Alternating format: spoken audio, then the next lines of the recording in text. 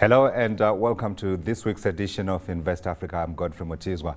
Now, Zambia has been in the news for all the right reasons lately. The country has seen growth of over 7% and attracted foreign direct investment of $5.4 billion in 2011, with the country looking to exceed last year's target. This week, we take a look at the business and investment opportunities and challenges in the landlocked country of Zambia.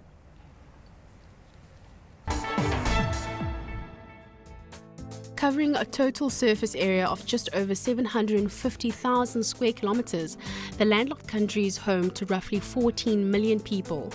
Like most African countries, agriculture is a significant contributor to the economy and accounts for 21% of GDP.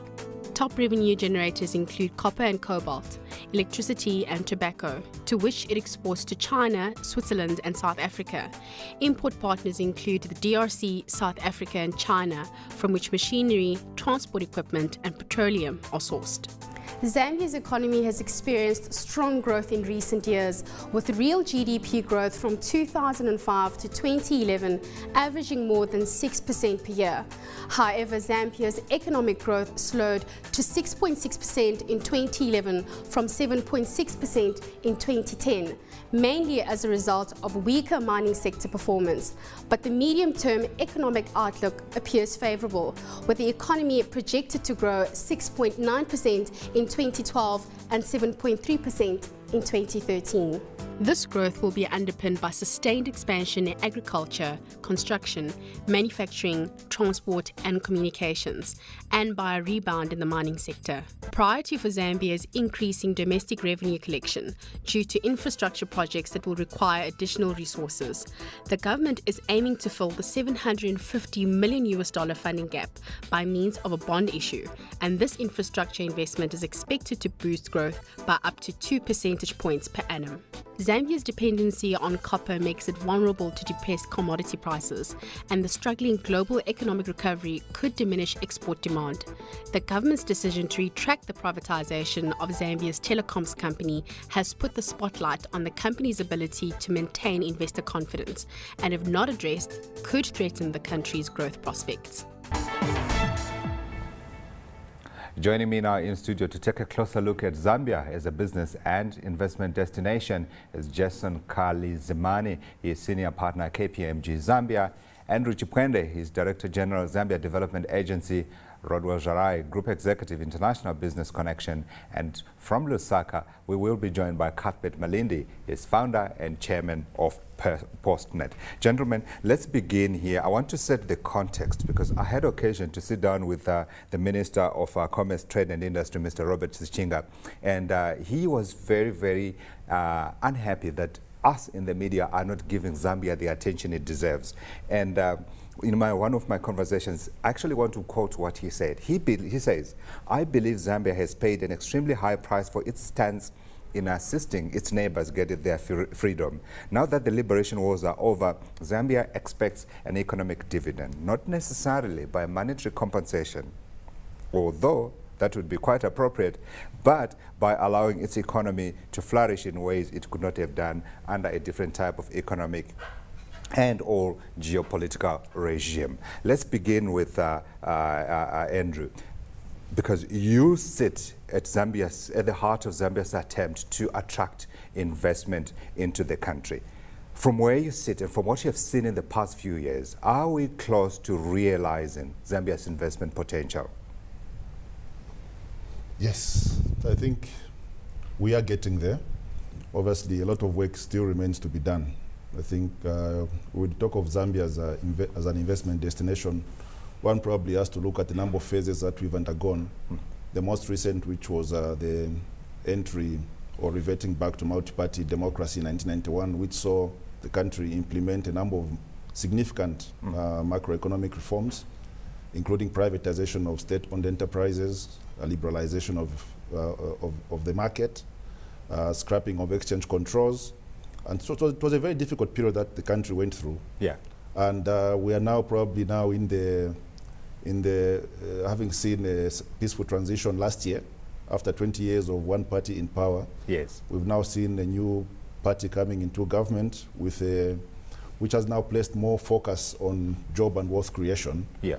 and has obviously reoriented slightly the policies that are being implemented towards achieving the goal of job and wealth creation. Yeah. There's also a recognition that this can only be achieved through increased investment, improved infrastructure, and developing human capital through skills and entrepreneurship development. How much more remains to be done in your view? I think on the macroeconomic front, I think most of the significant milestones have been achieved. What remains to be done in our view as Zambia Development Agency is probably more at the micro level in terms of the structural reforms. Yeah.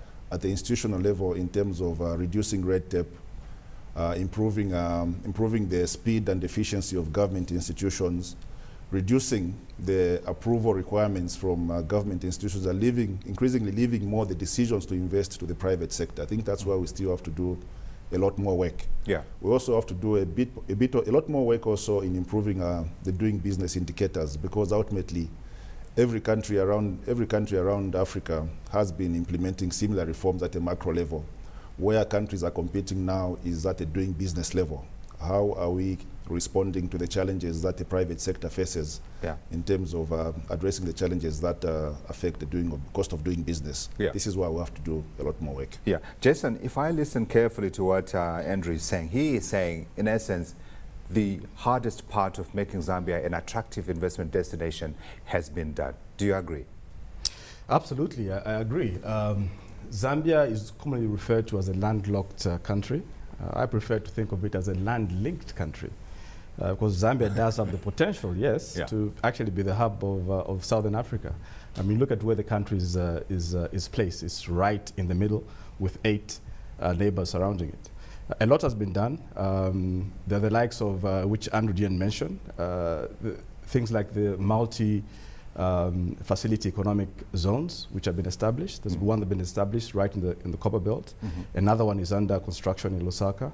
And these will actually help remove most of the costs and headaches that businesses face when playing on the Zambian market. We're talking about things like basic infrastructure, road network, power supply, water supply, electricity, communication. Once all these are on the ground, then it will really lead to a great boom on the Zambian market. Yeah. Rodwell, I want to know if you have got any specifics, something that you're completely unhappy with, that you think actually ought to be addressed before companies like Business Connection start looking north into countries like Zambia. Thank you. So if you just want to go in, you can tell me, I just want to go in. There's nothing to stop me here from going. So from our side, we've actually been in Zambia since 2001. Right. So over 10 years we've been in Zambia, and it's a market which is a growth market for us. I think we have seen the ups and downs of the economy. There were times when obviously the copper prices was not right. We kind of felt a bit challenged, but we stuck on, and we are in the country, and we are seeing good economic fundamentals, and that's why we are seeing growth of 7% from a GDP perspective. There's a number of things which we are obviously seeing in as far as the sales cycles in government, because we play in public sector, private sector, providing IT services and support. It could be better. At times we just get a bit frustrated when decision processes take long. But all in all, we are comfortable with the market, and we are comfortable, we feel welcome in Zambia. If I could say to you, you have got the ear of Minister Robert Sichinga, and he's listening to you right now, what would you say to him that you want addressed as a business that is looking to expand its presence in Zambia? So as an IT business, I think one of the key fundamentals is the infrastructure, IT infrastructure. So when you go into a country, you expect things like bandwidth, internet connectivity, accessibility, because we're in a business of providing data center services. So it's an opportunity for you, really, the areas that you're looking at. Absolutely, absolutely.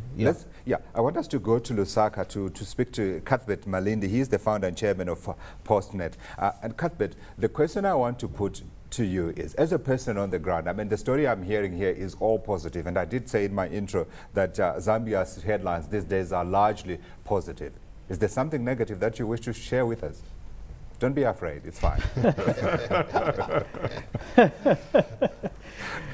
Now, obviously, I'm coming at this from more of the private equity perspective, because that's really my area. I try and stay away from politics. Look, I think a number of initiatives that the government has put in place, not just this government, but successful governments, the intent and the objective from everybody concerned has been, if you like, well intended. Yeah. But my view is really the implementation and what message you send, especially to the investor community. Yeah. Because at the end of the day, from an investor standpoint, I mean, the decision to invest is based on the analysis or the perception of risk in that environment. Mm-hmm. So no investor likes uncertainty. So some of the pronouncements from government policies like the minimum wage and the recent de-dollarization of the country. Yeah. Yes, fundamentally nobody disagrees with that. I think we can understand the objectives. Yeah. But for me, it's the timing as well as how you convey that message. Yeah, but Cuthbert, I wanted to praise you. I wanted to praise you on the implementation. What exactly are you saying about the implementation? Are you saying the bottleneck lies with the Zimbabwe Development Agency because he's right here to answer for himself, or are you saying it's the government bureaucracy where the problems are? Maybe let me give you a specific example, again coming from a private equity venture capital perspective. I was involved in advising government on the establishment of a venture capital fund back in 2007. Mm-hmm. I was very surprised to find that the act to set up a government-backed venture capital was actually passed in 1996. So that was well before even Botswana, countries like Botswana. Mm. And yet, in Botswana, I think they came up with the act in 2003, and within a short period, they implemented. So to this day, that 1996 act to set up a venture capital fund hasn't been done.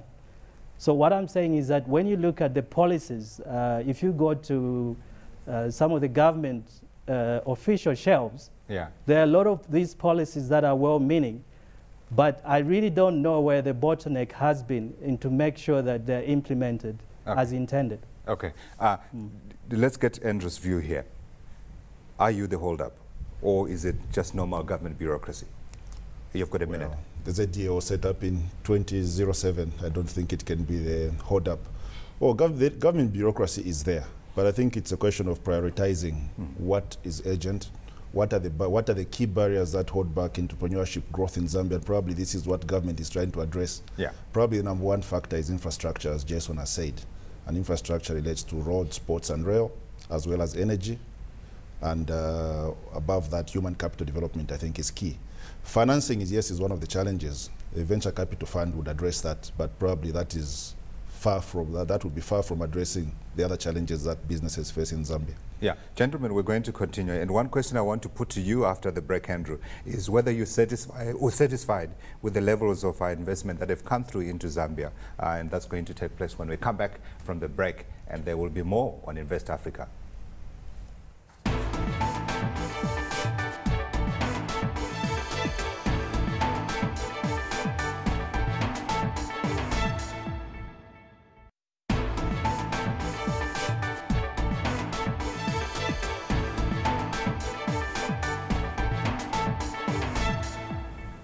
Welcome back to Invest Africa, and tonight we're talking about Zambia. Now, the country's 2030 national vision articulates its aspiration to become a prosperous middle-income country by the year 2030 and to transform itself into a competitive economy which is outward-oriented and where hunger and poverty are significantly reduced.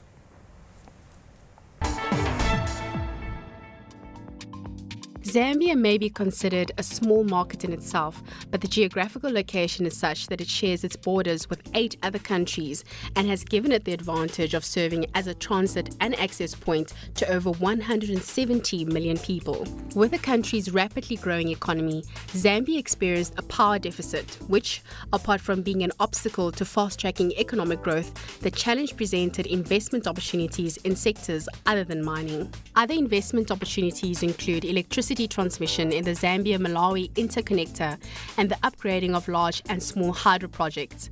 But the current structure of tax incentives and low tariffs in the energy space has made it difficult to attract independent power producers. That's why we're reviewing the laws. You see, in government, you cannot do something without the law. you have to do what is according to the law, what is legal. And therefore, we are reviewing these policies, we are reviewing the legislation in order to make it more balanced. There is legislation which is the Citizens Economic Empowerment, okay, which is not in harmony with the Companies Act, which is not in harmony with the ZDA Act. So we are going to harmonize those so that they can all be talking to one another. And this obviously happened over a period of time. And when you make changes to the laws, they take time. They've got to go through drafting, they've got to make sure that the harmony is achieved, and so on and so forth. And that's what we're working on at the moment. The real estate sector has also experienced a growth spurt due to the rising middle class. However, the need for low-cost housing and the financing for such projects has not seen the same growth. Typically, I think for the private sector, because they want to get their money back, right, they would fund economic infrastructure. Because in the end, you can get the customers and the clients at the end of that, you know, so you build in the water systems, but the mines will benefit. So you're looking for the economic infrastructure programs to build the economy. So social infrastructure is very important, but typically government would do that because like schools, hospitals, not really for private sector. The Zambia environment is seeing expansion, but the real challenge will be ensuring that the GDP numbers translate into real job creation for people on the ground. Tumisho Maganyele, Johannesburg. Thank you to me. Now, still with me in studio is Jason Kazilimani, Senior Partner, KPMG Zambia, Andrew Chipwende, Director General, Zambia Development Agency, Rodrigo Jarai, Group Executive, International Business Connection, and from our bureau in Lusaka, Cuthbert Malindi, Founder and Chairman of PostNet. Before we discuss some of the issues that came out of this, I just wanted to refer back to the figures that we gave at the beginning of the program, where I said in 2011, $5.4 billion in foreign direct investment came into Zambia. That was the approved amount. The amount that was actually invested came in at $1.8 billion. And that $5.4 billion is going to spread over the next 3 to 5 years. So Andrew, let me come to you, because I did say at the beginning that I wanted you to tell me whether you're satisfied with the amount of flows and the amount of money that you have seen coming into Zambia since all these other issues that you're doing have been addressed. And we did hear the minister speak about some of the action that's being taken to try and address some of the bottlenecks. Yeah. Well, satisfied, probably as an investment and trade promotion agency, you can never be satisfied with the level of investment that you get. The moment you do that, you become complacent. Oh, but there's a capacity issue as well, because you can't get all this money coming in and then you're unable to process it and get it into the right areas. You have to look at, I think, to put some context as to where we stand as a country. Sure. If you go back to 1994, our FDI inflows at that time stood at about $34 million US dollars. If you look at the period 1994 to 2004, a 10-year period, and compare with the period 2004 to where we are now, 2004 is fundamental in that that's a year the government began to implement a private sector development reform program which aims to address some of the bottlenecks that investors face in doing business.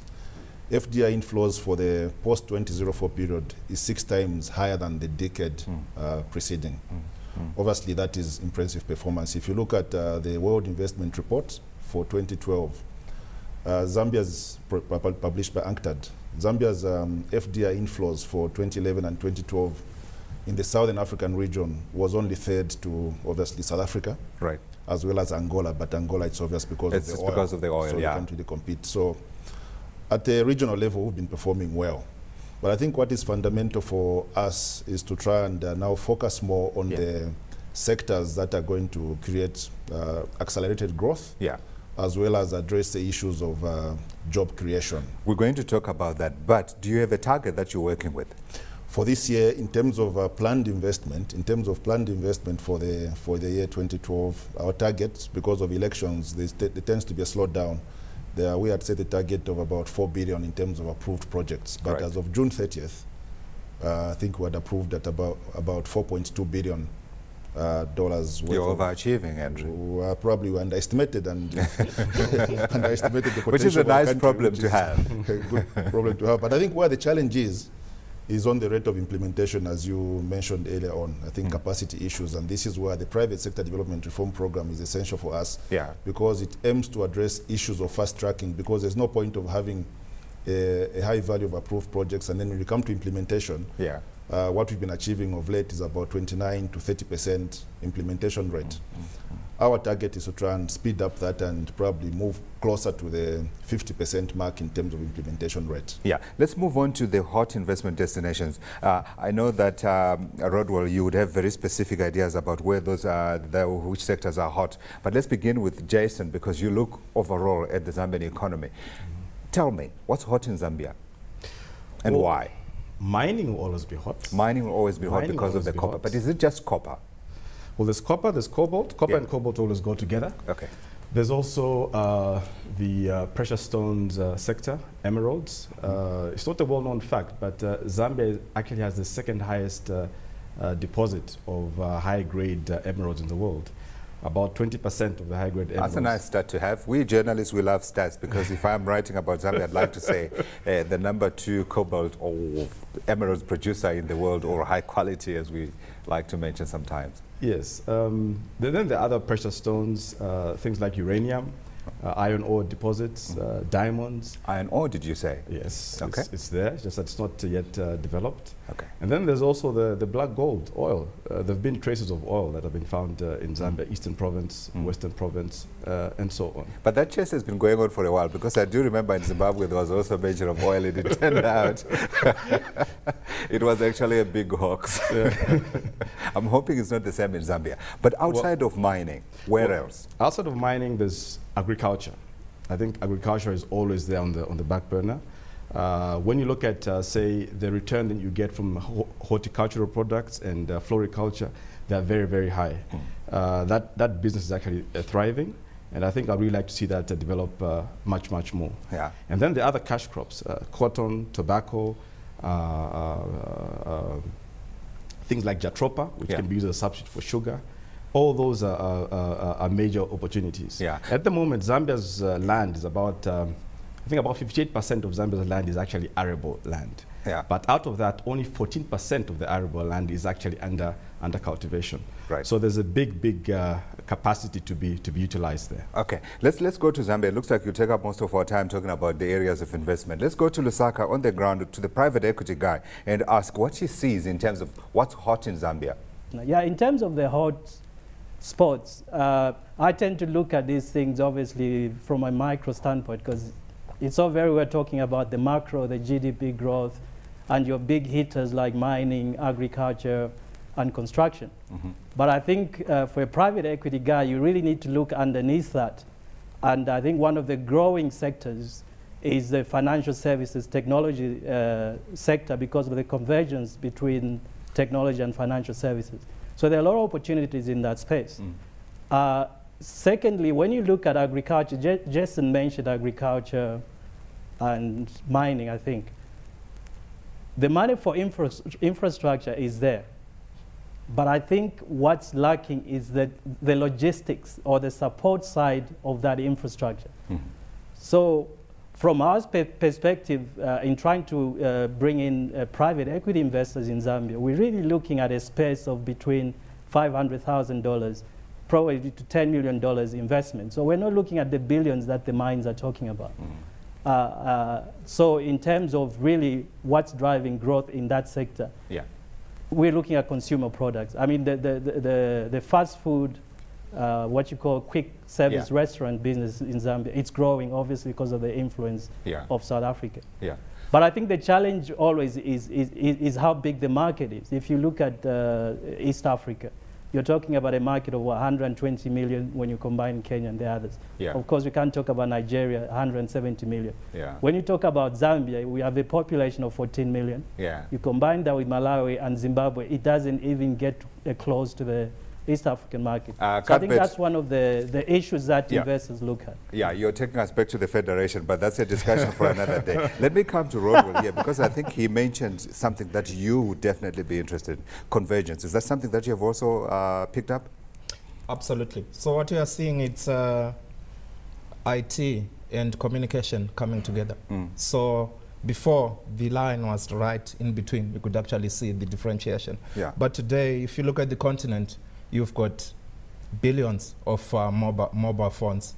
The services which you can take to that mobile phones, I strongly believe that will make a difference to the continent. So imagine someone who's suffering from HIV/AIDS, who maybe forgets to take their medication, to just push an application to that mobile phone to say, now it's time to take your medication and so on. I think it can enable the continent. Yeah, we've run out of time, so I'd like each of you very, very briefly to talk about the main points, assuming Minister Sichinga is listening, because he's the one who's been complaining about the lack of attention that's being given to Zambia. Let me begin with you.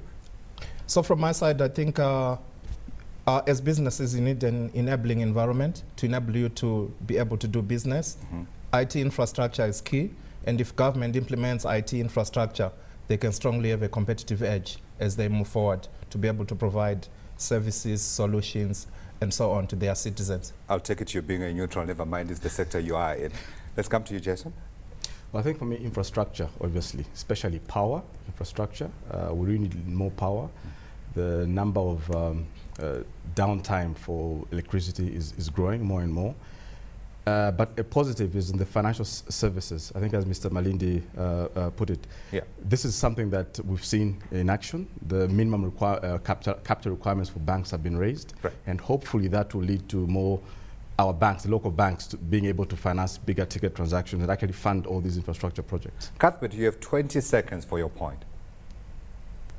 Yeah, my point really is I think the banks will hate me for this, but I don't think they've done SMEs any favors in Zambia. I think what we need is more private equity, more venture capital.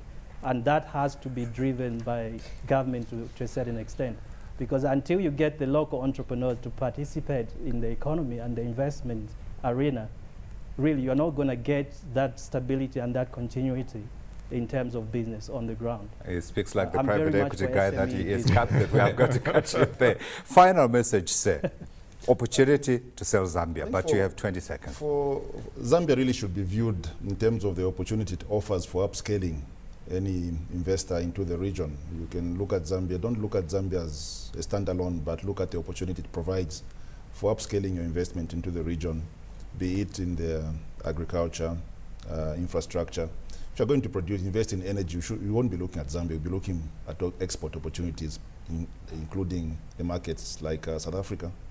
And if you're going to go into the IT space as well, similarly, you can use Zambia to upscale into the region as well. Absolutely. I was trying very hard not to talk about the federation, but certainly perhaps that's the way to go. We need to be looking at this as a region like SADC. That's all we have time for in this edition of Invest Africa. We'll be back again at the same time next week. Until then, I'm Godfrey Mutizwa.